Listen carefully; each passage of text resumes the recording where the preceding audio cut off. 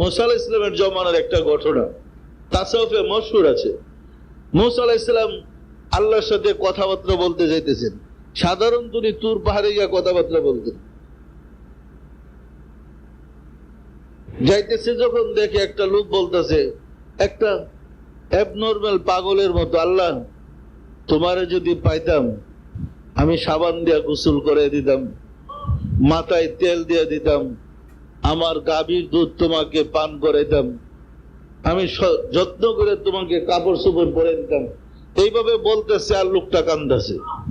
এই কান্নার শব্দ শুনে মুসা আগে গেলেন, দেখে যে সে বলতেছে তোমাকে যদি পাইতাম আমি সুন্দর করে খাওয়াইতাম, আমি মাথা আশ্রয় দিতাম, গোসল করে কাপড় পরে দিতাম, বলতেছে আর কান্দাছে। মুসা গিয়া বলে, এই বেটা বেকুব, আল্লাহ কি তোর মতো মানুষ? আল্লাহরে তোর গাভীর দুধ খাওয়াইবে, আল্লাহরে গোসল করাইবে কি তোর মতো মানুষ? সেই বেটা চিৎকার দিয়ে জঙ্গলের ভিতরে ঢুকে গেছে। মুসা আলাইহিস সালাম তুর পাহাড়ে আল্লাহর সাথে দেখা করলেন। রাব্বুল আলামিন আজকে আর খুশি নাই, ভীষণ গরম ভাব। যখন কথা বলতে গেলেন রাব্বুল আলামিন বললেন, হে মুসা, আমি তোমাকে পাঠাইলাম বন্দাকে আমার সাথে যোগাযোগ করাই দিতে, আমার থেকে বিচ্ছিন্ন করার অধিকার তো তোমার নাই।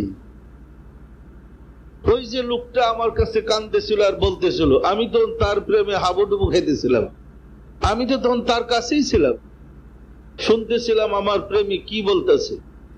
তুমি কেন আমার থেকে তাকে বিচ্ছিন্ন করেছো?